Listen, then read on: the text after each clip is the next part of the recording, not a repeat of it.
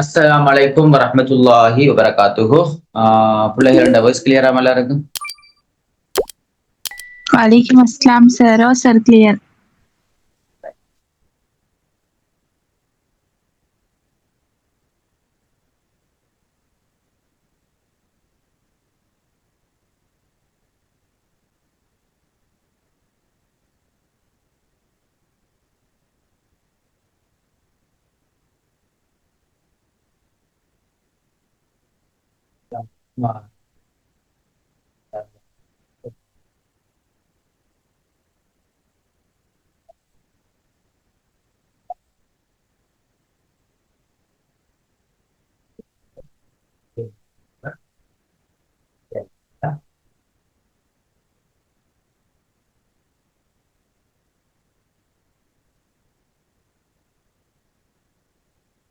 Right.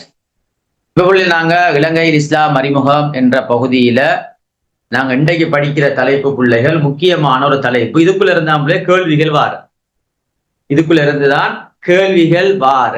மிச்சம் கவனமா இருக்கணும். நான் அழகா தெளிவாக விளங்கப்படுத்துவேன். நீங்க பாஸ் பேப்பரை திரும்ப திரும்ப பிரட்டி பார்த்தாலும் இதுக்குள்ள இருக்கக்கூடிய பாயிண்ட்ஸ்களை ஒவ்வொரு இடத்திலையும் ஒவ்வொரு பாயிண்ட்ஸ்கள் இருக்கும். அதை நாங்க எடுத்து எழுதுற மட்டும்தான் எங்கட வேலை. நேரடியாக கேள்வி வாரது மிச்சம் குறைவு. இப்ப இலங்கை முஸ்லிம்களுடைய பரவலை ஆராய்கின்ற ஒரு கேள்வி பாஸ்பேப்பர் இருக்குதா? சொல்லுங்க, இருக்குதா? இல்ல சார், இல்ல. ஆனா நாம தலைப்பு போடுவோம் இலங்கை முஸ்லிம்களுடைய பரவல் அல்லது பரம்பல். ஆனா கேள்வி வாரல அப்படி. அப்ப கேள்வி வார இதுக்குள்ள உள்ளுக்கு இருக்கக்கூடிய பாயிண்ட்ஸ்கள் மிக முக்கியமானது. அந்த பாயிண்ட்ஸை வச்சுத்தான் பிள்ளைகள் நாங்க கேள்வி எழுதுறது. நல்லா விளையாடணும் இல்ல? அதுக்கு உதாரணம் ஒன்று கொஞ்சம் வெயிட் பண்ணுங்க. ஒரு பாஸ்பேப்பர்ல ஒரு கேள்விய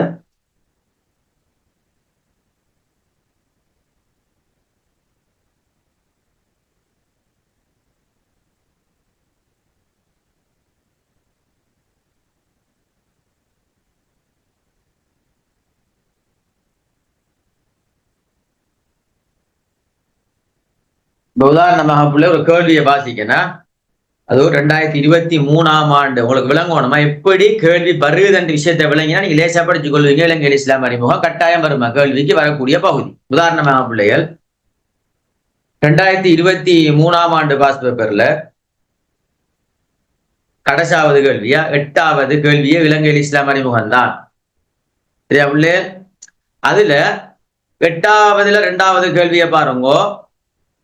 சுதந்திரத்துக்கு முன்னரான இலங்கை முஸ்லிம்களுடைய அரசியல் பங்களிப்பு என்ன? அப்ப இந்த கேள்வி பிள்ளைகள் பாஸ் பேப்பர்ல வந்த ஒரு கேள்வி. அப்ப சுதந்திரத்துக்கு இப்படி ஒரு தலைப்பு போட்டு நாங்க படிக்கிறியா? இப்படி ஒரு தலைப்பு போட்டு படிக்கிறியா?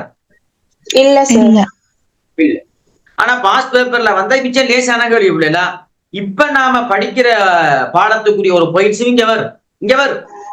என்ன கேள்விண்டா, சுதந்திரத்துக்கு முன்னர் இலங்கையில முஸ்லிம்கள் வாழ்ந்திருக்காங்க, அவங்க என்ன அரசியல் பங்களிப்பு செஞ்சிருக்காங்க? அப்ப இலங்கை சுதந்திரம் அடைஞ்சது 1948. 48க்கு முன்னுக்கு இருக்கிற கதை வருமா பின்னுக்கு இருக்கிற கதை வருமா? முன்னர். அப்ப நாங்க எங்களுக்கு தலைக்க ஓடணும். ரைட், கேள்வி வந்திருக்கு. அப்ப 1948க்கு முதல் இலங்கையில முஸ்லிம்கள் அரசியல்ல என்னென்ன பங்களிப்பு செய்தார்கள்? இப்ப பிள்ளைகள் நாம இப்ப படிப்போம் இலங்கை முஸ்லிம்களுடைய பரவல்ல நாங்க இன்ஷா அல்லாஹ் படிப்போம். இப்ப யாப்பகுவ காலம் என்ற ஒரு காலம் உண்டு. இந்த யாப்பகுவ காலத்துல பிள்ளைகள் 1283ல அபு உஸ்மான் என்கின்ற ஒரு முஸ்லிம் எகிப்துக்கு, அதாவது ஒரு வர்த்தக தூதுக்குழுவுக்கு ஒரு தளபதியாக போறாரா இல்லையா? போறார். இந்த கதை இந்த கேள்விக்கு வருமா வராதா? வரும். அரசியல் பங்களிப்பு. அபு உஸ்மான் போறது சுதந்திரத்துக்கு பின்னரா முன்னரா? முன்னர். கிறிஸ்து. அப்ப 1283ல அபு உஸ்மான் என்கின்ற ஒரு முஸ்லிம் எகிப்துக்கு சென்ற வர்த்தக தூதுக்குழுவுக்கு ஒரு தலைமை பதவியை பெற்றுக்கொண்டார். அப்ப முஸ்லிம்கள் சுதந்திரத்துக்கு முன்னர் இலங்கை அரசியல்ல பங்களிப்பு செய்யறாங்க. பாருங்க எப்படி கேள்வி கேட்கிறாங்க. அப்ப நல்லா விளைய கொள்ளணும். இதான் முறை பிள்ளைகள், இதான் கேள்வி ஸ்டைல். இலங்கை இஸ்லாம் அறிமுகம் என்ற கேள்வி இதுதான். நீங்க ஒன்றுமே யோசிக்க தேவையில்லை, நேரடியாக வந்தா எழுதலாம்.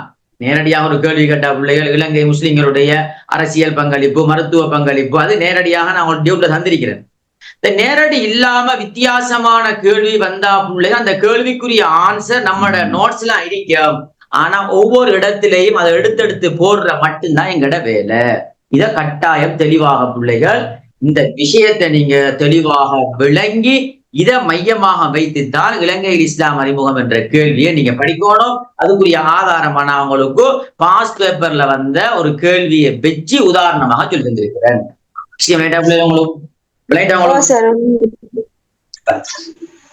உங்களுக்கு விளங்கிட்டு எப்படி கேள்வி வருது என்ற சிஸ்டம் இப்ப வாங்க பிள்ளைகள், இப்ப நம்ம சிலபஸை படிப்போம். ரைட்டா? ரைட்.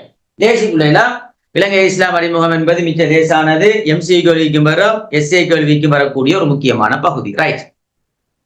இப்ப பிள்ளைகள் முக்கியமாக இலங்கை முஸ்லிம்களுடைய பரவல் அல்லது பரம்பல் என்ற பாடத்துல முக்கியமாக பிள்ளைகள் ஒரு 10 தலைப்பு எழுதியிருக்கிறது.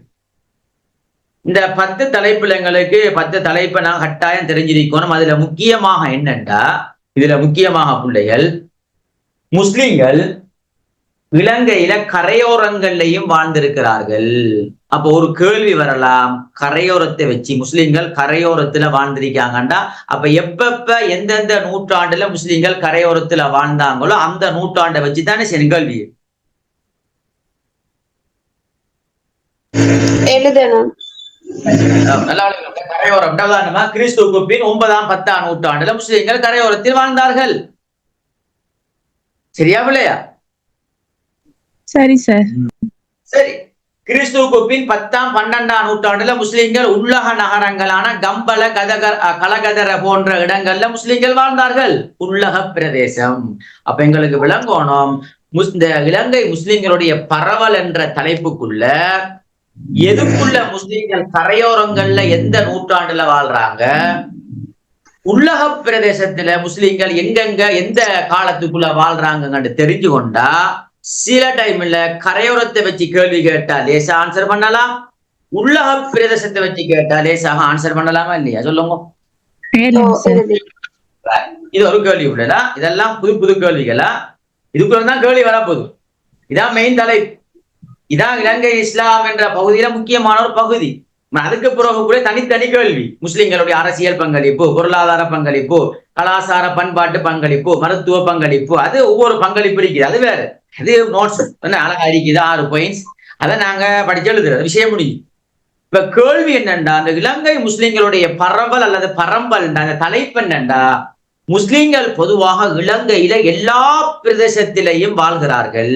பரவலாக எல்லா பிரதேசம், அது கரையோரமாக இருக்கலாம், உள்ளக பிரதேசமாக இருக்கலாம், எந்த பிரதேசமாக எடுத்தாலும் பொதுவாக முஸ்லிம்கள் எல்லா காலத்திலையும், அதுவும் முக்கியமாக இலங்கையுடைய முக்கிய தலைநகரங்களாக புலனறுவ காலமாக இருக்கலாம், அனுராதபுர காலமாக இருக்கலாம், தம்பதனிய காலமாக இருக்கலாம், யாப்பகுவ காலமாக இருக்கலாம், குருநாகல் காலமாக இருக்கலாம், கண்டி காலமாக இருக்கலாம், கோட்டை காலமாக இருக்கலாம்.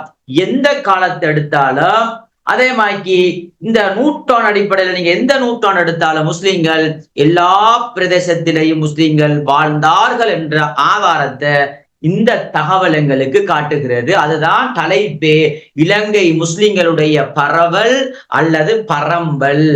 முஸ்லிம்கள் இலங்கையில எல்லா பிரதேசத்திலையும் வாழ்கிறார்கள், எல்லா இடங்கள்லையும் இருக்கிறார்கள். இருக்காங்களா இல்லையா? இப்ப நான் கண்ணால பார்க்கமா இல்லையா? எல்லா பிரதேசத்திலும் இருக்காங்களா இல்லையா? இருக்காங்க. இதான் தலைப்பு, சும்மா லேசான தலைப்பு. கேள்வி, இலங்கை முஸ்லிம்களுடைய பரவல் ஒரு கேள்வி கேட்டு அதை எழுதலாம். அது நேரடி தலைப்பு. இந்த 10 இந்த 10 வச்சு எழுதுற, அது விளக்க முடிஞ்சு, அது ஓகே. ஆனா கேள்வி நல்லா விளங்கிக்கணும். ஒன்று முஸ்லிம்கள் பரவலாக வாழ்ந்தாலும் உண்டு கரையோரங்கள்ல வாழ்ந்தாங்க, அப்ப கரையோர பகுதியை நோட் பண்ணி கொள்ளுமோ. உள்ளக பிரதேசத்துல வாழ்ந்தாங்கண்டா எங்கெங்க உள்ளக பிரதேசம் அதை தலைக்கு வச்சு கொள்ளுமோ. இன்னொரு கேள்வி கேட்கலாம், நூற்றாண்டு அடிப்படையில கேட்கலாம். நூற்றாண்டு அடிப்படையில் உதாரணமாக முஸ்லிம்கள் இலங்கையில 13ஆம் நூற்றாண்டுல முஸ்லிம்கள் பரவலாக வாழ்ந்தார்கள் என்ற விஷயத்தை ஆராய்ந்து என்று கேட்டா அப்ப எங்களுக்கு தெரியணும் இதுக்குள்ள 13ஆம் நூற்றாண்டு எந்த காலம் வரும். அப்ப 13ஆம் நூற்றாண்டுக்குள்ள பிள்ளைகள் தம்பதினியா காலம் வரும், யாப்பகுவ காலம் வரும், குருநாகல் என்ற முக்கியமாக இந்த 3 காலமும் வருமா வராதா? வரும். என்ன அப்ப நூற்றாண்டு அடிப்படையில வச்சு கேட்டா பிள்ளைகள், அப்ப நாங்க நூற்றாண்டு தகவல் எழுதுறோம், அவ்வளவுதான், வேற ஒன்றுமே இல்லை. தகவல் பிள்ளைகள் இதை நாங்க பாடமாகத்தான் வேணும்.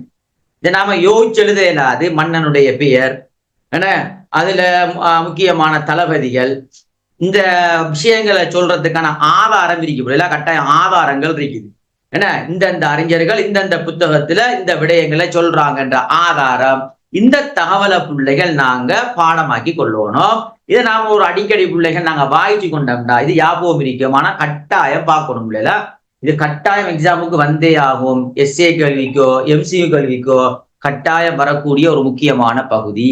சில டைம்ல போய் பாஸ் பேப்பர்ல பாத்தீங்கன்னா என்ன கேள்விகள் அழகா, நீங்க எந்த பாஸ் பேப்பரை நீங்க எடுத்து பிரட்டினாலும் இலங்கையில் இஸ்லாம் அறிமுகம் என்ற கேள்வி இருக்கும்.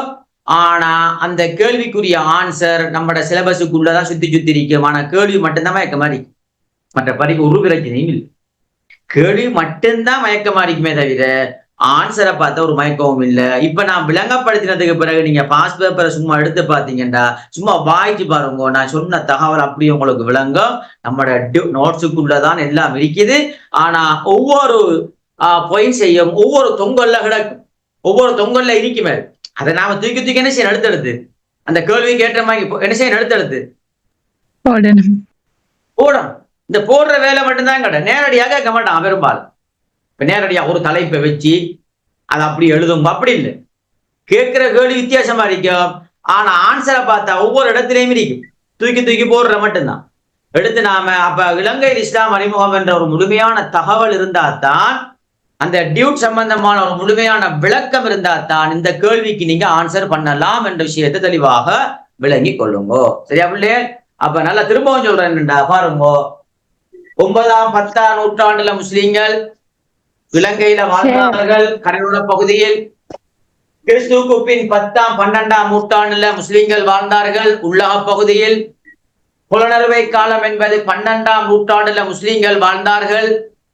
தம்பதனியா யாப்பகுவ குர்நாகல் காலம் என்பது 13ஆம் நூற்றாண்டு. 13ஆம் நூற்றாண்டில முஸ்லீம்கள் வாழ்ந்தார்கள். 14ஆம் நூற்றாண்டிலே முஸ்லீம்கள் வாழ்ந்தார்கள். 16ஆம் 17ஆம் நூற்றாண்டுல பிள்ளைகள் போர்த்துகேயருடைய காலத்திலே முஸ்லீம்கள் இருந்தார்கள். ஒல்லாந்தருடைய காலத்திலும் இருந்தார்கள். கண்டிக்காலம் செனரத் மன்னன் என்கின்ற அந்த மன்னன் தான் முஸ்லீம்களுக்கு, ஒல்லாந்தர்கள் போர்த்துகேயர்களால முஸ்லீம்கள் கடுமையாக கொடுமைப்படுத்தப்பட்டு கரையோரங்கள்ல வியாபாரத்துல நல்ல செழிப்பாக இருந்த முஸ்லீம்கள் துரத்தப்பட்ட சந்தர்ப்பத்துல கண்டி மன்னன் செனரத் மன்னன் தான் முஸ்லீம்களுக்கு அடைக்கலம் கொடுத்து கண்டி நிர்வாகத்துல முஸ்லீம்கள் நிர்வாக பொறுப்புல இருக்காங்க. மிச்ச முஸ்லீம்களை மட்டக்களப்பு என்ற பிரதேசத்துக்கு கொஞ்சம் பேரை மன்னன் அனுப்பினான் என்ற வரலாறும் இருக்கிறது. அப்ப என்னண்டா ஒவ்வொரு இடத்திலேயும் மன்னன் கண்டிலையும் அடைக்கலம் கொடுக்காரு, மட்டக்களப்புலயே அனுப்புறாருடா. என்ன கதைண்டா, கண்டிலேயும் முஸ்லீம்கள் இருக்காங்க, மட்டக்களப்புக்கு போறாங்க, ஒல்லாந்தர்ல இருக்காங்க, போர்த்துகேயர் காலத்திலே இருக்காங்க, யாப்பகோ காலத்திலே இருக்காங்க, ஒரு 4 காலத்திலேயும் இருக்காங்க, 10ஆம் 12ஆம் நூற்றாண்டு காலத்திலேயும் இருக்காங்க, 12ஆம் நூற்றாண்டு காலத்திலேயும் இருக்காங்க, 9ஆம் 10ஆம் நூற்றாண்டு காலத்திலே இருக்காங்கண்டா. இலங்கையில முஸ்லீம்கள் பரவலாக என்ன செய்தார்கள் சொல்லுங்க, காணப்படுறார்கள். அப்ப கேள்விய அழகா தலைக்க சொல்லித்தாரன். இதுல கரையோரங்கள்ல வாழ்றாங்க, உள்ளக பிரதேசத்துல வாழ்றாங்க. நூற்றாண்டு அடிப்படையில ஞாபகம் வச்சு கொள்ளுங்கோ. நூற்றாண்டு அடிப்படையில 13ஆம் நூற்றாண்டு, 16ஆம் 17ஆம் நூற்றாண்டு, 18ஆம் நூற்றாண்டு, 10ஆம் 12ஆம் நூற்றாண்டு, இதையும் தலைக்க வச்சு கொள்ளணும். இந்த நூற்றாண்டுக்குள்ள எந்தெந்த காலம் வரும் அதையும் ஞாபகம் வச்சுக்கொள்ளும். அப்ப நாம இந்த முழுமையான தகவல் ஒன்று பிள்ளைங்களுக்கு கட்டாயம் இருக்கும். இந்த 10 தகவல் இருக்குது. இந்த 10 தகவல் சம்பந்தமான முழுமையான அறிவு இருந்தால்தான், நான் பாதிச்சவங்களுக்கு 2023ஆம் ஆண்டு பாஸ் பேப்பர்ல முஸ்லீம்கள் சுதந்திரத்துக்கு முன்னர் முஸ்லீம்களுடைய அரசியல் பங்களிப்பு. அப்ப சுதந்திரத்துக்கு முன்னர்னா எங்களுக்கு இந்த தகவல் முழுமையாக தெரிஞ்சிருந்தால்தான் முஸ்லீம்கள் சுதந்திரத்துக்கு முன்னர் அரசியல்ல எங்கெங்க பங்களிப்பு செய்யறாங்கன்ற தகவல் எங்களுக்கு விளங்குமா விளங்காதா? விளங்கும். சரியா பிள்ளை? இதான் கேள்வி பிள்ளைகள், இப்படித்தான் கேள்வி வரும், மிச்சம் கவனமா இருந்து கொள்ளுங்க. இதான் பாடம். விஷயம் வேண்டாம் உங்களுக்கு, கேள்வி சிஸ்டம் விளையாண்டவங்களுக்கு தான் முக்கியம். சார் ஒயிட் போர்ட் போட்டோ அனுப்பிடுவோம்ல. ஆமா இன்ஷால்லா நான் வந்து நல்லா ஞாபகப்படுத்தினா இன்ஷால்லா முடிய சொல்லுங்க பிள்ளைடா. நான் போட்டோ ஒன்று எடுத்துக்குள்ளே நான் அதான் எழுதுற பிள்ளைடா. ஏண்டா சில பாடங்கள்மா ஒரு வகையான பாடம் தகவல். அப்ப இந்த ஷோர்ட் நோட்ஸ் மாதிரி உங்களுக்கு தந்தா பிள்ளை லேஸ் அடிக்கும். அப்ப அதோட பிள்ளைக நீங்க வாசிங்க, கட்டாயம் டியூட்டை வாய்ச்சி அதுல பாருங்க பிள்ளை உள்ளக பிரதேசம் அப்படி நோட் பண்ணுங்க பிள்ளை, உள்ளக பிரதேசம்.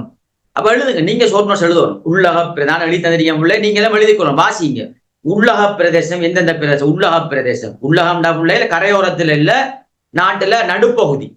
ஏன்னா எல்லா பகுதியிலையும் கரையோரம் சொல்றது அது. ஏன்னா ஆரம்பத்துல முஸ்லீம்கள் எங்க இருந்தாங்க, பெஸ்டுக்கு எங்க இருந்தாங்க, கரையோரத்துல. கரையோரத்துல.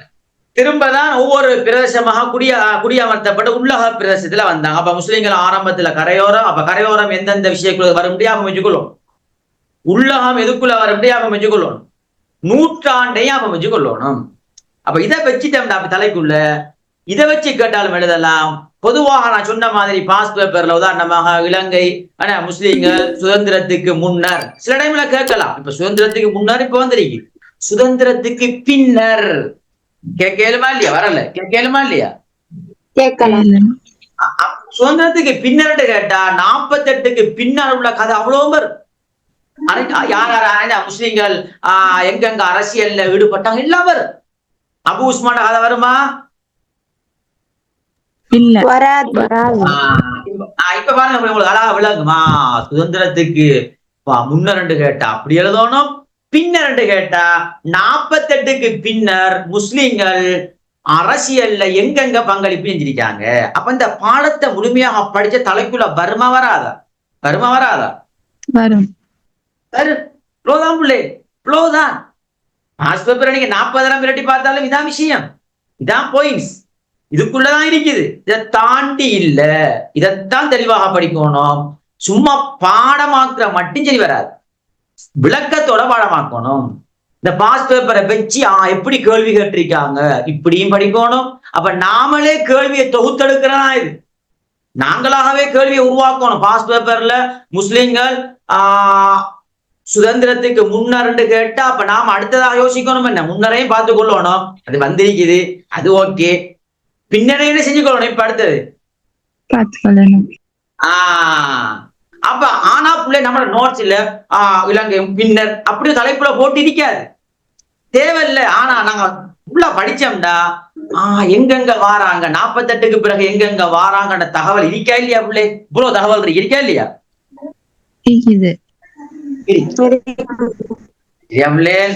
நாம வேண்டாம் பிள்ளைகள் இப்பயே தகவலை எழுதலாமா இல்லையா. இப்ப 48க்கு பிறகு 72ஆம் ஆண்டு அரசியல் 78 இருக்குது, அதோட சேர்த்து இப்பயே தகவலையும் சும்மா கடைசியா சேர்க்கலாமா இல்லையா. ஏலும் சார், ஏலும் என்ன சுதந்திரத்துக்கு பின்னாடி இப்பயும் என்ன, சுதந்திரத்துக்கு முன்னரா நாம இருக்கிற பின்னரா, பின்னர். அப்ப முன்னுக்குறிக்கு கதையை கட்டாயம் எழுதணும் வேண்டாம். இலங்கையில் இஸ்லாம் அறிமுகத்துல உள்ள 48க்கு பின்னுக்கு அங்க 72ஆம் ஆண்டு அரசியல் 78 இருக்குது, அதுக்குள்ள முஸ்லீம்கள் நிறைய இருக்காங்க, அது ஓகே, அதெல்லாம் எழுதணும். முதலாவது சபாநாயகர் ஏன்னா அப்படி இப்படி நிறைய தகவல்கள் பிள்ளை எக்கச்சக்கமான தகவல் இருக்குதா, நான் பின்னுக்கு படிப்போம், ஒவ்வொன்றையும் படிப்போம். எல்லாத்தையும் படிக்கிற பிள்ளைல எல்லாத்தையும் படிப்போம். ஆனா அந்த படிக்கிறதுக்குள்ள தலைக்க வரணுமா, சுதந்திரத்துக்கு பின்னர் யார் அரசியல்ல பங்களிப்பு செய்யறாங்க. அப்ப அங்க ஒரு ஆள் இருப்பார், இங்க ஒரு ஆள் இருப்பார், இங்க ஒரு ஆள் இருப்பார், அங்க ஒரு ஆள் இருப்பார், எல்லாத்தையும் தூக்கி மொத்தமா ஒரு எழுதுறேன். கடைசியா முடிக்கின்ற போது இப்பயும் இன்றைக்கு முஸ்லீம்கள் அரசியல்ல என்ன செய்யறாங்க ஈடுபட்டு கொண்டுதான் இருக்கிறார்கள். இன்றைக்கு நாங்க போட்டு சும்மா ஒரு பந்தில எழுதலாம், விஷயம் முடிஞ்சு கேள்வி கேட்ட மாதிரி ஆன்சர் பண்றது, அவ்வளவுதான். ரைட், இதான் பாடம், இதான் விளக்கம், தெளிவாக விளங்கிக் கொள்ளுங்க. இதுதான் நீங்க இலங்கை முஸ்லிம்களுடைய பரவல் என்ற விடயத்துக்குள்ள நீங்க தெளிவாக படிக்க வேண்டிய முக்கியமான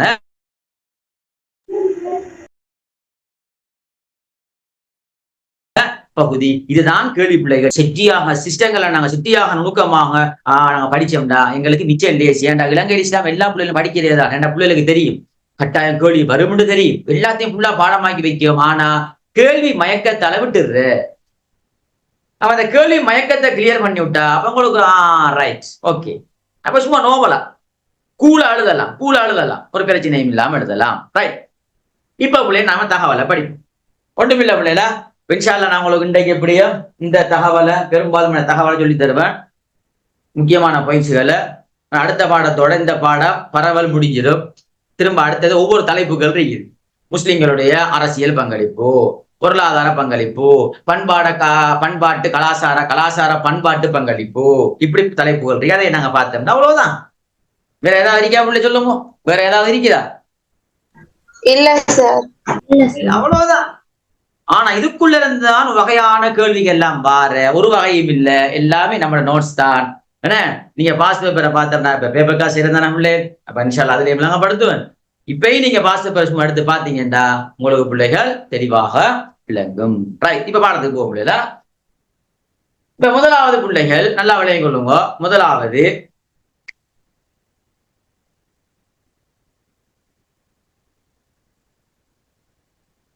ஒன்பதாம் 10ஆம் நூற்றாண்டுல முஸ்லிம்கள் கரையோரங்கள்ல வாழ்ந்தார்கள். இதுக்கு பிள்ளைகள் எழுதுகின்ற போது நல்ல ஆதாரத்தில் எழுதணுமா? கேள்வி கேட்டா ஆதாரம் கட்டாயம். குர்ஆன் ஹதீஸ் எழுதுறல்ல, குர்ஆன் ஹதீஸ் எழுதுறதா? இல்ல. என்ன அறிஞர்களுடைய கருத்துக்கள் சொல்ல. உதாரணமாக பிள்ளைகள் இமாம் ஷுக்குரி அவர்கள் இலங்கையில் முஸ்லிம் என்ற நூலில் சொல்கிறார். இதான் முக்கியமான ஆதாரம். இதான் ஆதாரம். புத்தகம் கட்டாயம் பிள்ளைல எம்சி கேள்விக்கு வரும்.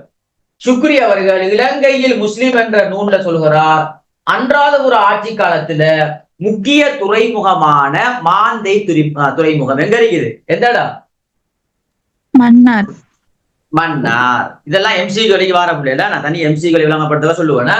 அப்ப அன்றாதபுர ஆட்சி காலத்துல முக்கிய ஒரு துறைமுகம் தான் பிள்ளைகள் மாந்தை துறைமுகம். அதாவது மன்னார்ல இருக்குது. இந்த மாந்தை துறைமுகத்திலையும் அதை அண்டிய பிரதேசமான திருக்கேதீஸ்வரம், அதே மாதிரி பிள்ளைகள் எள்ளுப்பிட்டிய, அதே மாதிரி புளியந்தீவு, இதுல கண்டெடுக்கப்பட்ட கல்வெட்டுக்கள் என்ன சொல்லுதுண்டா? கல்வெட்டு கண்டா பிள்ளை உதாரணமாக ஆரம்ப காலத்துல ஒரு ஆள் இருந்தா, ஒரு முக்கியமான நபர் இருந்தா, அவர் சம்பந்தமான ஒரு கல்லால பதிக்கப்பட்ட கல்வெட்டுக்கள் எல்லாம் இருக்கும். இதெல்லாம் பிற்பட்ட காலத்துல வரலாறுகளை ஆய்வு செய்கின்ற போது விளங்க முஸ்லீம்கள் என்ன செஞ்சிருக்காங்க, அந்த இலங்கையில இத்தனா நூற்றாண்டுல வாழ்ந்திருக்காங்கன்ற தகவல் அந்த கல்வெட்டின் மூலமாக விளங்குமா? விளங்கும். அப்ப அதுல எல்லாம் சொல்லப்பட்டிருக்கு. உதாரணமா எங்க ஸ்கூல்ல ஒரு பில்டிங் ஒன்று அமைக்கிறேன்னா அந்த பில்டிங் அமைக்கின்ற போது பாருங்க, ஏன்னா இந்த யார் அமைத்தார், எந்த அமைச்சர், எத்தனாம் ஆண்டு, எந்த இடம், எல்லாம் எல்லாம் போட்டிருக்கு. அப்ப அந்த தகவலை எடுத்தா ஒரு 50 வருஷத்துக்கு பிறகு அந்த தகவல் எடுத்தா, இப்ப 50 வருஷத்துக்கு பிறகு அந்த அமைச்சரும் இருக்க மாட்டார், அந்த பிரின்சிபலும் இருக்க மாட்டார். ஆனா அந்த தகவல் அந்த வரலாறுகளுக்கு சொல்லுமா இல்லையா? இந்த காலத்துல இப்படியான ஒரு அமைச்சர் வாழ்ந்திருக்கிறார், இத்தனாம் ஆண்டு என்ற தகவல் சொல்லுமா இல்லையா? அதே தகவல் தான் உள்ள இங்கேயும் என்னண்டா 9ஆம் 10ஆம் நூற்றாண்டுல இமாம் ஷுக்ரி அவர்கள் இலங்கையில் முஸ்லிம் என்ற நூல்ல சொல்லுகிறார், முஸ்லிம்கள் கரையோரங்கள்ல வாழ்ந்தார்கள். கரையோரங்கள்ல வாழ்ந்தாங்களாம். அதுக்கு என்ன ஆதாரம்னா அனுராதபுர ஆட்சி காலத்துடைய முக்கிய துறைமுகமான மாந்தை துறைமுகம், அதை அண்டிய பிரதேசம் தான் என்னது, என்ன எள்ளுப்பிட்டிய, என்ன திருக்கேதீஸ்வரம், அதே மாதிரி புளியந்தீவு, இதுல கண்டெடுக்கப்பட்ட கல்வெட்டுக்கள் என்ன சொல்லுதுண்டா முஸ்லிம்கள் 9ஆம் 10ஆம் நூற்றாண்டுல கரையோரங்கள்ல வாழ்ந்தார்கள். போமா இல்லையா? சொல்லுங்க, போமா இல்லையா? அது மாத்திரமல்ல, கரையோரங்கள்ல மட்டுமில்ல, அவர் சொல்றார் உள்ளக பிரதேசத்துல முஸ்லிம்கள் செஞ்சாங்களாம். அவர் சொல்லல, இன்னொரு ஆள் ஷாமுவேலி. யாரு பிள்ளைகள்? ஷாமுவேலி சொல்றார். இது லேசி பிள்ளை. நான் ஏற்கனவே படிச்ச ஹாலித் பின் பக்காயாவுடைய சம்பவம் இருக்கல, நான் சொன்ன ஹாலித் பின் பக்காயா என்ன அப்பாசுடைய ஆட்சி காலத்துல இலங்கைக்கு வந்து பள்ளியை கட்டி இங்கேயே தங்கி இங்கேயே மௌத்தாகிறார் என்ற கதைன்னு சொன்னா இல்லையா? அப்ப இதுவும் என்ன சொல்லுதுண்டா, இந்த ஹாலித் பின் அபூ பக்காயாவுடைய கல்லறை நடுகல்லை ஆராய்ந்த போது இது ஹாலிதுடைய கல்லறை தான். அவர் இங்கான மௌத்தாயினாரு, இங்கான பிள்ளைகள் மௌத்தாயினாரு.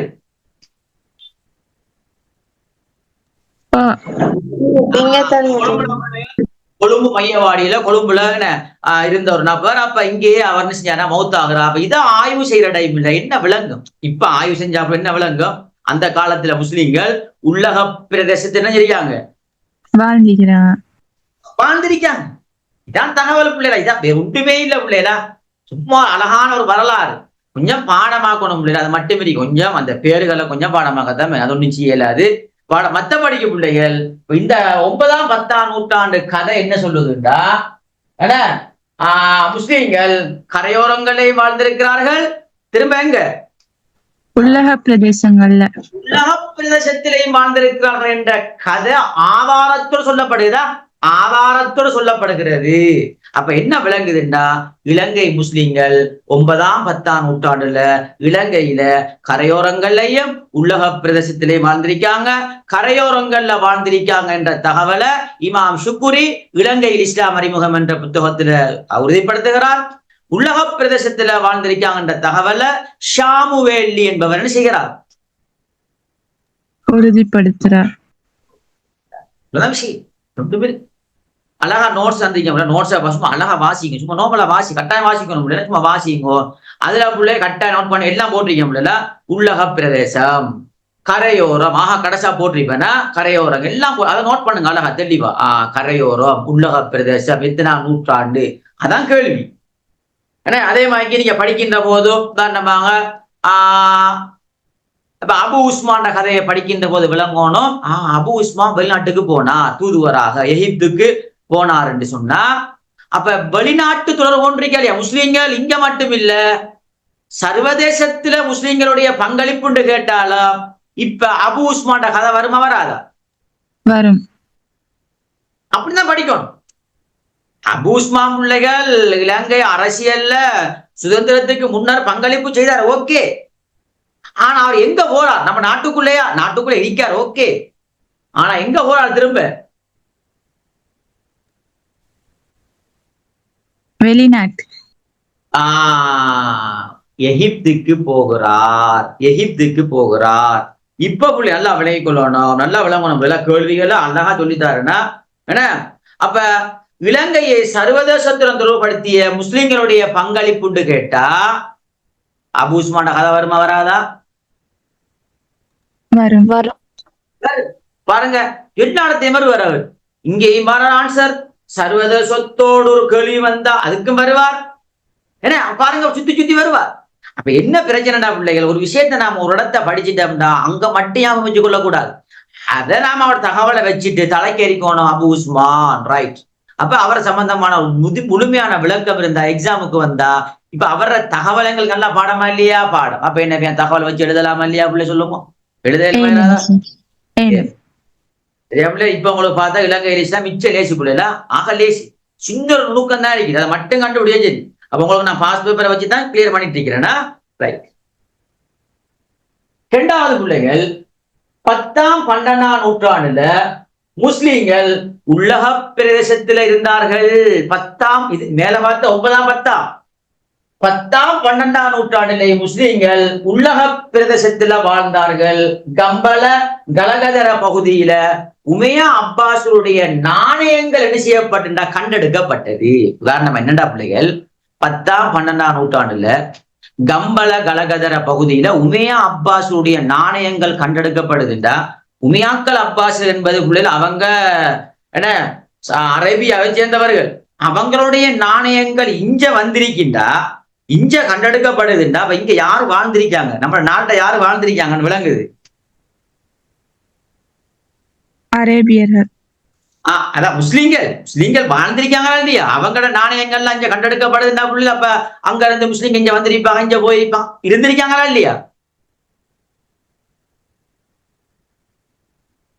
இருக்கா இல்லையா, இருப்பாங்க. அப்ப உமையாக்கள் அப்பாசுடைய ஆட்சி காலத்திலேயோ இலங்கையில முஸ்லிம்கள் வாழ்ந்திருக்காங்க என்ற தகவலை இந்த தகவல் எங்களுக்கு சொல்கிறது. ஏன்னா 10ஆம் 12ஆம் நூற்றாண்டுல முஸ்லிம்கள் உள்ளக பிரதேசத்துல இருந்தாங்க. அப்ப இதுக்கு என்ன ஆதாரம், இருந்ததுக்கு என்ன ஆதாரம்டா, என்ன ஆதாரம் இல்ல சொல்லுங்க, என்ன ஆதாரம்? கம்பள கலகெதர என்ன கண்டுபிடிக்கப்பட்டது, என்னது? நாணயங்கள்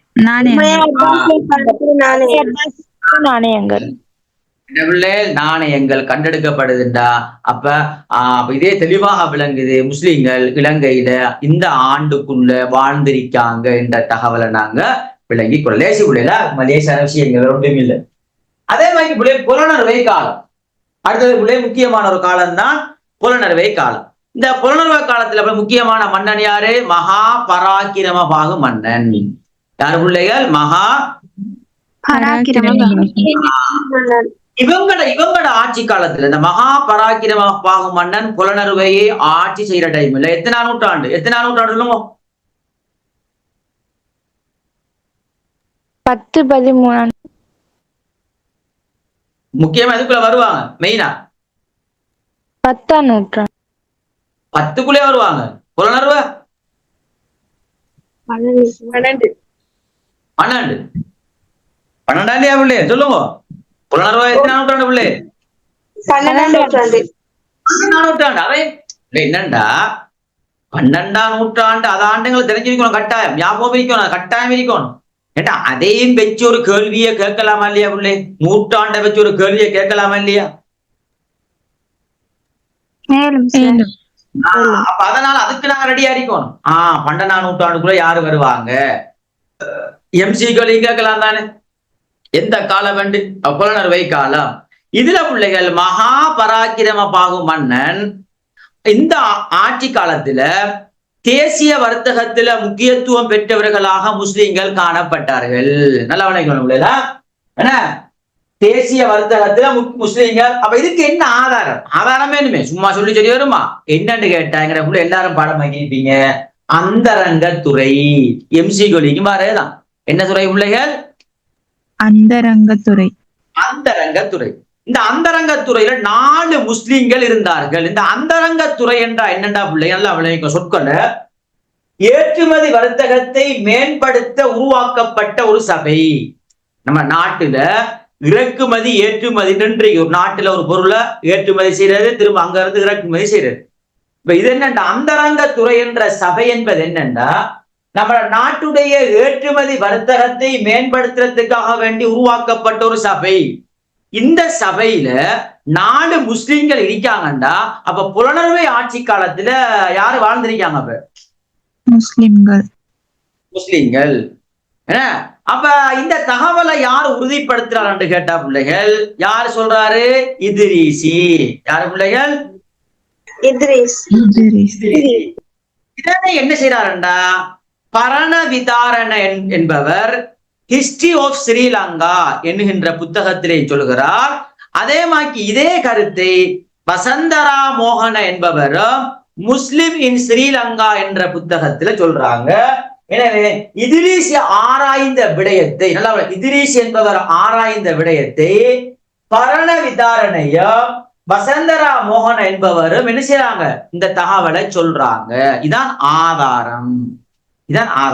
அப்ப முஸ்லிம்கள் புலனறுவையுடைய ஆட்சி காலத்துல முஸ்லிம்கள் இருந்தாங்க என்பதற்குரிய ஆதாரம் என்னண்டா அந்தரங்கத்துறை என்கின்ற ஏற்றுமதி வர்த்தகத்தை மேம்படுத்துறதுக்காக வேண்டி உருவாக்கப்பட்ட ஒரு சபை.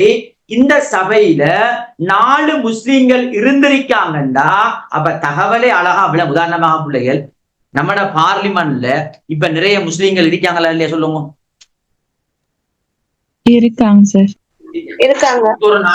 ஒரு 100 வருஷத்துக்கு பிறகு எங்கடா பார்லிமெண்ட்ல இப்ப இருக்கக்கூடிய முஸ்லீம் அமைச்சர்கள் பேரை சொல்லி முஸ்லீம் அமைச்சர்கள் எல்லாம் பார்லிமெண்ட்ல ஒரு 5 பேர் இருந்தாங்க சுமதானத்துக்கு இருந்தாங்கண்டா அப்ப அந்த வரலாறு என்னத்தை பேசுது? அப்ப நம்ம நாட்டுல யார் இருந்திருக்காங்க? நிறைய பேர் இருந்திருக்காங்க. ஏன்னா ஒவ்வொரு அமைச்சர் எந்தெந்த ஏரியாவில இருக்கக்கூடியவர் ஆய்வு செஞ்சா இந்த பிரதேசத்துல முஸ்லீம்கள் இருந்திருக்காங்க, இந்த பிரதேசத்துல முஸ்லீம்கள் இருந்திருக்காங்க. அதே தகவல் தான் இங்க. இது பழைய தகவல். இப்ப இருக்கிற புது தகவல். இந்த புதிய பேர் எங்களுக்கு தெரியும், புதிய அமைச்சர்களுடைய பேர் எல்லாருக்கும் தெரியும். சொன்னா இவங்களை சொன்னா எங்களுக்கு விளங்காது. ஏண்டா இவங்க எங்கட காலமா இல்ல. அப்ப அதனாலதான் எங்களுக்கு கொஞ்சம் பேரு கொஞ்சம் வித்தியாசமா இருக்கும். ஏன்னா புது பேரு மாதிரி இருக்கும். பழைய பேரு எங்களுக்கு தெரியாதுக்கா. இப்ப இருக்கக்கூடிய அமைச்சர்மார பேரை சொன்னா எங்களுக்கு விளங்குமா? அது பாடமாகிற கஷ்டம் இல்ல. இது பழைய பேர் என்பதனால எங்களுக்கு கொஞ்சம் கஷ்டமா இருக்குது. அவ்வளவுதான் பிள்ளைல. மற்றபடிக்கு ஒரு விஷயம் இது வேண்டாம் பிள்ளை. இது ஓகேயா? ஒவ்வொன்றையும் ஒவ்வொரு கதை இருக்கு பிள்ளைல, ஒவ்வொன்றையும் ஒவ்வொரு கதை இருக்குது. அந்த கதைகளை அழகா சும்மா சின்ன கதை பிள்ளைல ஒன்றுமில்ல பாடமாக்குறது. இப்ப இதுல பாத்தீங்கன்னா என்ன அந்தரங்கத்துறை என்ன இதை பாடமாக்கிறது நஷ்டம் இல்லை. ஏன் நஷ்டம் இல்லைண்டா எம்சிகளுக்கு என்ன செய்யும் இது வரும். வரும். எம்சிகளுக்கு பாஸ் பேப்பர்ல வந்திருக்குது வரும். அப்ப இதை படிக்கிறதால எஸ்ஐயும் செய்யலாம் எம்சிகளையும் செய்யலாம். நல்லா விளையாடணும் பிள்ளைல. அப்ப அதான் நஷ்டம் இல்லைன்னு சொல்றது. இதை கட்டாயம் படிச்சே ஆகணும் நீங்க. ஏண்டா நீங்க சாய்ஸ் பண்ணேல ஏண்டா எம்சிகளில் 5 கேள்வி வராம விடாது வரும். வந்தா 5 மார்க்ஸ் வைத்திரு. அப்ப ஏதோ நாங்க படிச்சா நாங்க பிள்ளைய எஸ்ஐல 20 மார்க்ஸ் கிட்டத்தட்ட 25-30 மார்க் 25 கன்ஃபார்மா ஒரு 20 மார்க்ஸுக்குள்ள இருக்கா இல்லையா பிள்ளை? 20 மார்க்ஸ் இருக்கா இல்லையா அதுக்குள்ள? இருக்கு என்ன? அப்ப ஒரு சும்மா விடலாமா பிள்ளை? கட்டாயம் வரக்கூடிய பகுதியே விட இயலாது. கன்ஃபார்ம் பண்ணலாம். வேற தலைப்புகளை பிள்ளை கன்ஃபார்ம் பண்ண இயலாது. தப்சீர் இந்த முறை வருமா வராதான்னு கன்ஃபார்ம் பண்ணல. வருமல்ல வரலாம்லாம். இதெல்லாம் அப்படி இல்லை. கட்டாயம் என்ன செய்யும்? எம்சிக்கு கேள்விக்கோ எஸ்ஏக்கோ கட்டாயம் வரும். வரும். அப்ப வரக்கூடிய ஒரு தகவலை படிச்சா மட்டும் நஷ்டமே பிள்ளை? நஷ்டமா இல்லையா? நஷ்டம். எனவே கட்டாயம் இதை பார்த்து கொண்ட விஷயம் பிள்ளை. அடுத்ததாக தம்பதனியா. தம்பதனியா காலம் எத்தனை நூற்றாண்டு பிள்ளை? எத்தனை நூற்றாண்டு சொல்லுவோம்? 13. 13ஆம் நூற்றாண்டு. சரியா பிள்ளை? தம்பதனியா யாப்பகுவ குருநாகல் இந்த 3 பகுதியும் பிள்ளைகள் நல்லா விளங்கிக் கொள்ளணும். என்ன தம்பதனியா யாப்பகுவ குருநாகல் இந்த 3 பகுதியை நாங்க படிப்போம் இன்ஷா அல்லாஹ். அதுக்கு பிறகு அந்த அடுத்த பகுதியை படிச்சிட்டோம்னா பிள்ளை இந்த பகுதி முடியும். இந்த தம்பதனியா 3 காலம் தொடராக தம்பதனியா யாப்பகுவ குருநாகல் என்ன இந்த இது பிள்ளைகள் இலங்கையில ஆரம்ப காலத்துல தலைநகராக இருந்த ஒரு பகுதியா இல்லையா? தலைநகராக ஆட்சி செஞ்ச ஒரு பகுதியா இல்லையா? ஆரம்ப காலத்துல பிள்ளை அவங்களுக்கு தெரியும்.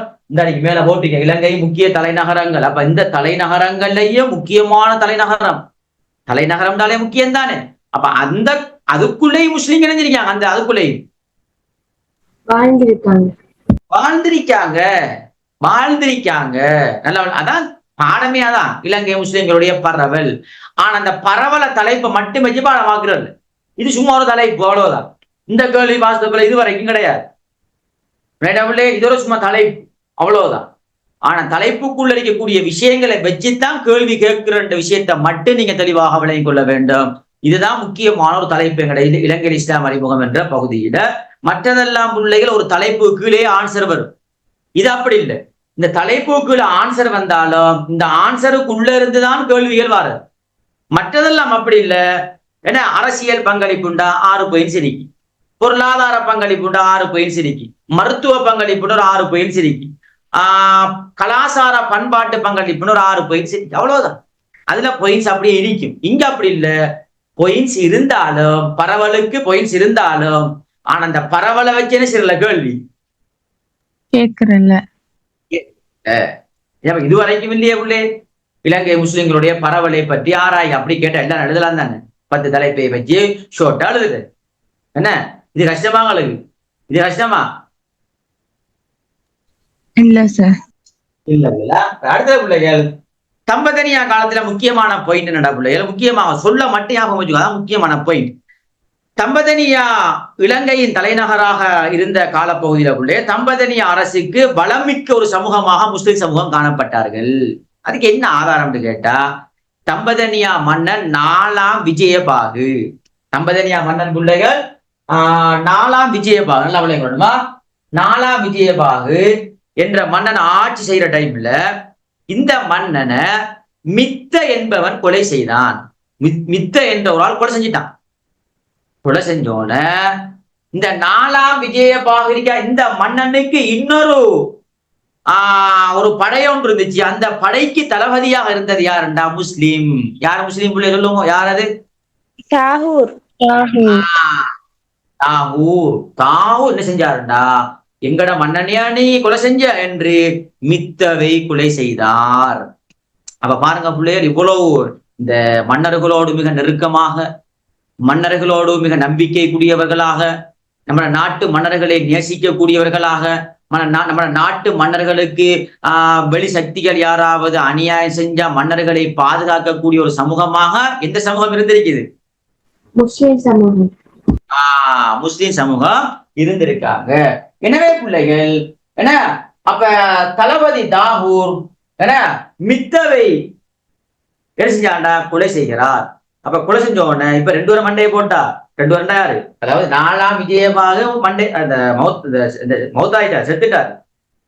இப்ப செத்தாலும் என்ன இந்த இவரை கொலை செஞ்சது யாரு, 4ஆம் விஜயபாக கொலை செஞ்சது யாரு, வித்தை. செத்தாலும் அடுத்தது நல்லா அடுத்தது முக்கியமான பாயிண்ட், யாப்பகுவை ஆட்சி செஞ்ச மன்னன் தான் அடுத்தது. இதுக்கு பிறகு உள்ள காலம் தான் என்ன காலம், யாப்பகுவ காலம்.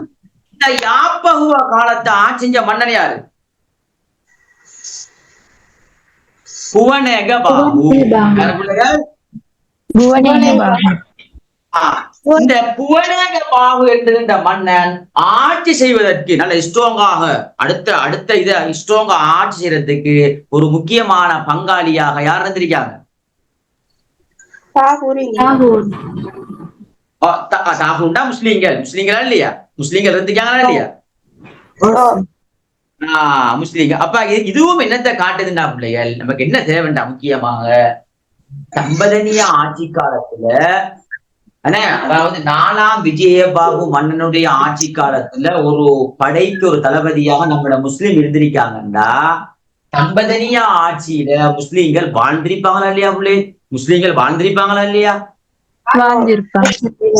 அதான் இலங்கை முஸ்லீம்களுடைய பரவல் என்ற தலைப்புக்குள்ள வர விஷயம் பரவல் என்று. அப்ப சில டைம்ல பிள்ளைகள் இப்படி கேள்வி கேட்கலாம் பாருங்க, நம்ம நாட்டு முஸ்லிம்கள் இலங்கை மன்னர்களோடு மிக நெருக்கமான தொடர்புகளை கொண்டுள்ளாங்க என்ற விஷயத்தை ஆதாரமாக வைத்து எழுதுங்கன்னு சொன்னா இது ஒரு ஆதாரமாக எழுதலாமா இல்லையா, அப்படி சொல்லுவோம், எழுதலாமா இல்லையா,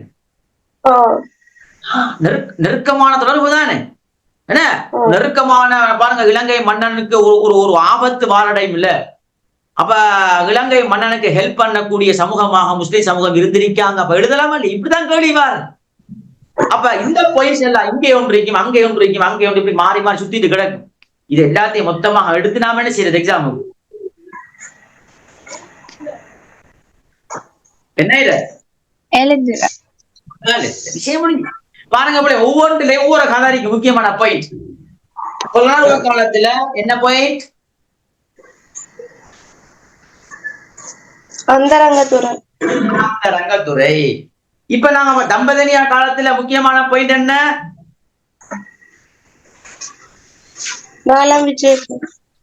அதான் தாகூர். தாகூருடைய கதை வருதா இல்லையா, தாகூர் வருதா இல்லையா, தாகூர்கள். அதே மாதிரி யாப்பகுவ காலத்துல முக்கியமான பாயிண்ட் என்னண்டா அபு உஸ்மான். யாருக்குள்ளே அபு உஸ்மான், யாப்பகுவ காலத்துல இருந்த ஆள். அப்ப யாப்பகுவ ஆட்சி காலத்துல முஸ்லிம்கள் அடிமைகளாக இல்லாம அரசர்களோடு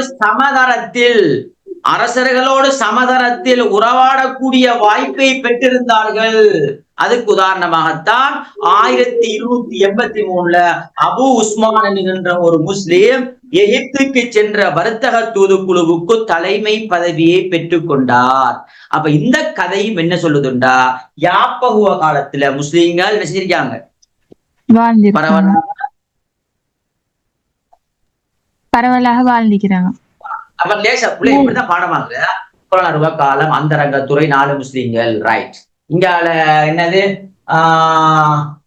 புலனர்வ காலம். அடுத்தது பிள்ளைகள் என்ன காலம், தம்பதனியா காலம், தாகூர்ற கதை, இந்த கொலை செய்யற கதை. திரும்ப இங்கால யாப்பகுவ காலம், அபு உஸ்மான் கதை. அதான் மெயினா இருக்கு, அதுக்குரிய ஆதாரம் எல்லாம் இருக்கும். அதை நம்ம ஆதாரத்தை பாடமாகி கொள்ளணும். ஆனா கதை என்ன சரியா பிள்ளை? சார் சொல்லுங்கம்மா. அபு சொல்லுங்களேன். எப்படிமா அபு உஸ்மான் கதையை கொஞ்சம் திரும்ப சொல்லுங்களேன். என்னடா பிள்ளைகள், இப்ப நம்மட நாட்டுல ஒரு முஸ்லிம ஒரு வெளிநாட்டு ஒரு பயணத்துக்கு ஒரு தலைவராக அனுப்புற தலைமை தாங்கி. அதே மாதிரி பிள்ளைகள் நல்லா விளைவிக்கணும்னா யாப்பகுவ என்ற ஆட்சி காலத்துல பிள்ளைகள், யாப்பகுவ என்ற ஆட்சி காலத்துல நல்லா விளைவிக்கணுமா, யாப்பகுவை தலைநகராக கொண்டு ஆட்சி செஞ்ச காலத்துல சரியா பிள்ளைகள், முஸ்லிம் என்ன செஞ்சாங்கண்டா பிள்ளைகள், அந்த காலத்துல வாழ்ந்திருக்காங்க என்பதற்குரிய சான்று என்னண்டா, அது சும்மா லேசான ஒரு ஆதாரம் இல்ல, கடை ஸ்ட்ராங்கான ஆதாரம். சும்மா முஸ்லிம்கள் வாழ்ந்தாங்கண்டா சும்மா வாழ்ந்தது மட்டும் இல்ல, அரச சபையில பதவியும் செஞ்சிருக்காங்க முஸ்லீம்கள், பதவியும் செஞ்சிருக்காங்க. ஏற்றிருக்கிறாங்க. அதுக்கு தான் உதாரணம் அபு உஸ்மான் என்பவர் 1283 அபு உஸ்மான் என்பவர் எகிப்துக்கு சென்ற ஒரு தூதுக்குழு ஒன்று போயிடுச்சு. எகிப்துக்கு சரியா பிள்ளைகள், ஒரு வர்த்தக தூதுக்குழு ஒன்று போனாங்க. அந்த தூதுக்குழுவுக்கு தலைவர் யாரு? அபு உஸ்மான்.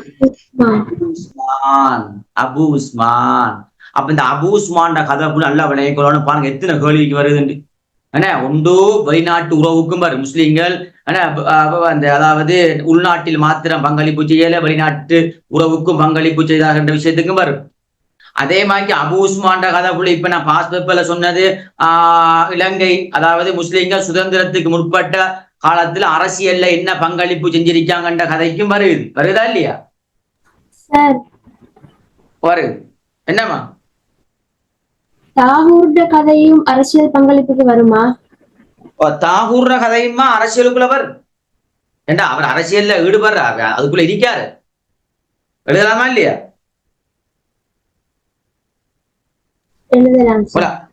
தாகூர் கதமா அரசியலுக்குள்ள பிள்ளைகள் அவர் மெயினா அதாவது பிள்ளைகள் அரசியல் என்ற விஷயத்தை விட சரிதானே, தாகூர் என்பதுமா அரசியலுக்குள்ள போடுறதை விட என்ன அரசியல்னு சொல்றது பிள்ளைகள் மெயினா ஒரு பதவியில இருக்கிறது. இவர் ஒரு பதவியில இல்ல, ஆனா எதுல இருக்கார்? அவர் படை தளபதியா? ஒரு படைக்கு ஒரு தளபதியாக இருக்கிறார், ஒரு படைக்கு ஒரு தளபதியாக இருக்கிறார் விஷயத்தை வச்சுதான் எழுதுவோம். இப்ப அரசியல்ல ஈடுபடுற இது மட்டும் இல்ல பிள்ளையா, பின்னுக்கு வருமா?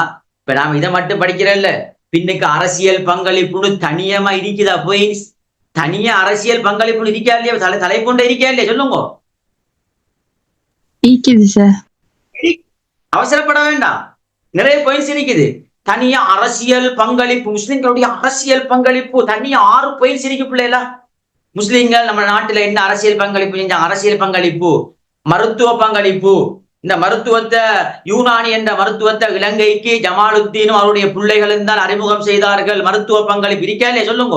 மன்னன் பேசாம ஊமையாக இருக்கிற டைம் இல்ல, ஏன்னா ஸ்பெயின்ல இருந்து ஒரு வைத்தியரை கொண்டு வந்த இருக்குதா இல்லையா?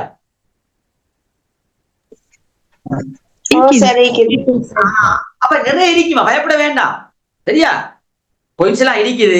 நம்ம இதெல்லாம் பிள்ளைகள் எடுக்கலாம் ஒரு அளவுக்கு. பிள்ளைகள் இப்ப தாகூரும் வந்தார் என்ற விஷயத்தை எடுத்தாலும் முக்கியமான பாயிண்ட்ஸுகள், நேரடி பாயிண்ட்ஸுகள் இருக்குமா இல்லையா? அதை ஃபர்ஸ்ட் எடுப்போம்.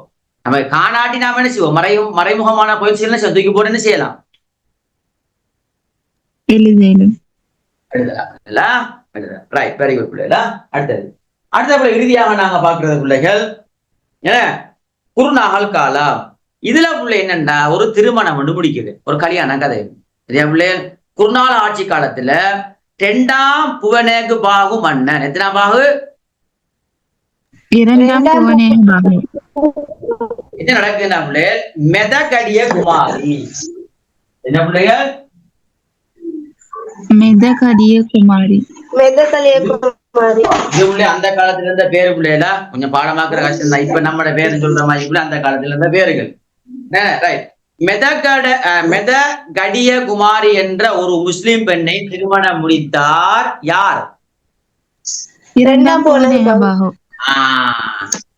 2ஆம் புவனேகு பாகு மன்னன் ஒரு முஸ்லிம் ஒரு பெண்ணை திருமணம் முடித்தார். சரியா உள்ளே?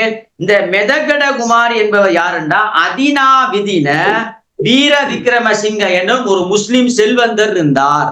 அவருடைய மகள் தான் இவர். வேண்டாம் பிள்ளையர், யார் அது?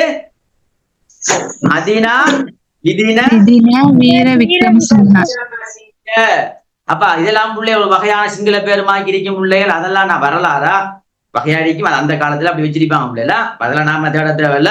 நாம எக்ஸாமுக்கு வந்து அந்த விஷயத்தை எழுதி போட்டு நாம விட்ட வாரேதா சரியா? அதுக்காக சேர் இந்த முஸ்லீம் பேர் மாதிரி இல்லையே, சேர் ஒரு வகையான பேரா இருக்குது, அதெல்லாம் கேட்கறியா? சொல்லுங்க. இல்ல சார். சரியா பிள்ளைகள்? இந்த காலத்துல பிள்ளை அப்படித்தான். இப்ப என்ன ஒரு வகையான ஸ்டைல் பேர்கள் எல்லாம் இருக்குது. ஏன்னா நமக்கு ஒரு பேர் இருக்கும், இன்னொரு பேர் அங்க பார்த்தா பபி அப்படின்னு கூப்பிடுறே இல்லையா? சொல்லுங்க.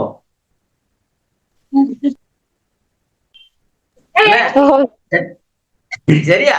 செல்ல பபி பேர் இருக்கு, வேற பேரு கூப்பிடுற பபி. அவ பபின்னா பிள்ளைல பூனைக்கு வைக்கிற பபின்னு என்ன இப்படி இருக்குது. அதுக்காக அதெல்லாம் யோசிக்க தேவையில்லை. என்ன அப்படிலாம் யோசிக்க தேவையில்ல, இருக்கிறத பாடமாயிட்டு போ. ரைட். மெதகடிய குமார் என்பது ஒரு முஸ்லிம் பெண். இவ யாருண்டா? மெதகடிய குமார் என்பது அதினா விதின வீர விக்ரமசிங்க என்னும் ஒரு செல்வன் நல்ல வசதிக்காரா அவருடைய மகள் தான். இவங்களை திருமணம் முடிச்சது யாருண்டா? 2ஆம் புவனேக பாகு மன்னன். இதுல கதை என்னண்டா பிள்ளைகள், இவங்களுக்கு ஒரு பிள்ளை ஒன்று பிறக்குது, அதுதான் வத்ஹிமி. யார் பிள்ளைகள்? வத்ஹிமி. வத்ஹிமி. அப்ப கதையிலே விளங்குது முஸ்லிம்கள் இந்த காலத்தில் என்ன செஞ்சிருக்காங்க? கதையிலே விளங்குது வாழ்ந்திருக்காங்க. ஆனா 2ஆம் புவனேக பாகு மன்னன் செத்தத்துக்கு பிறகு, அதுக்கு பிறகு ஆட்சி செஞ்சவராக யார் காணப்படுகிறார்? வத்ஹிமி. சரியா பிள்ளை? அப்ப பாருங்க, அப்ப இலங்கையில முஸ்லிம்கள் என்ன செஞ்சாங்கண்டா, என்ன காலம் பிள்ளைல? இப்ப குருநாகல் காலத்துல எத்தனை நூற்றாண்டு? 14ஆம் நூற்றாண்டு. சரியா பிள்ளை? அதே மாதிரி பிள்ளை இந்த 14ஆம் நூற்றாண்டு இருக்கா இல்லையா, முக்கியமான காலம். இந்த 14ஆம் நூற்றாண்டு பிள்ளைல உள்ளக பகுதியில கரையோரங்கள்ல இருந்தாங்கதான், உள்ளக பகுதியில அதிகமான முஸ்லிம்கள் வாழ்ந்திருக்காங்களாம். உள்ளக பகுதியில அதிகமான முஸ்லிம்கள். இதுக்கு சும்மா அழகான கதை ஒன்று உள்ளேனா, சும்மா எல்லாருக்கும் தெரிஞ்ச கதை தான். யாரு வருவாருண்டா? இப்னு மதூதா வருவாரா இல்லையா? பாருங்க இருக்கும்.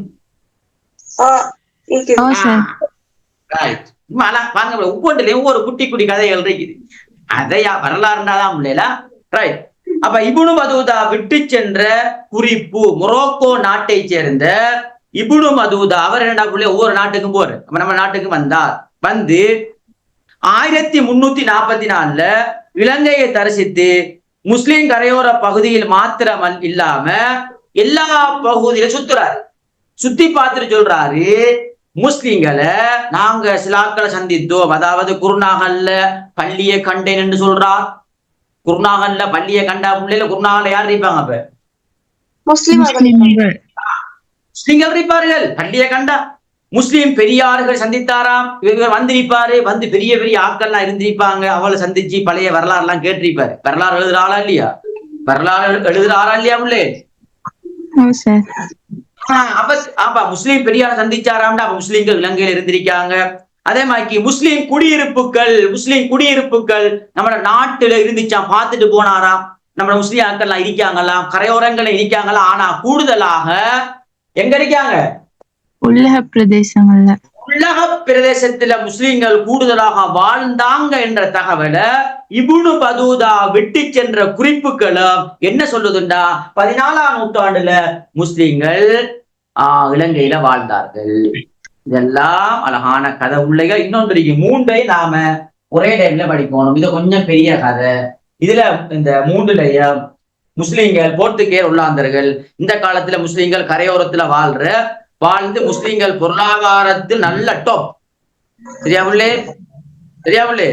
நல்ல டாப் லெவல்ல வியாபாரத்துல இருக்காங்க. ஆனா இவங்களுக்கு சரியான போறாங்க. அப்ப அதனால என்ன முஸ்லிம்களை துரத்துற டைம்ல தான் நான் ஏற்கனவே சொன்ன மாதிரி கண்டி மன்னன் தானே செய்யறது?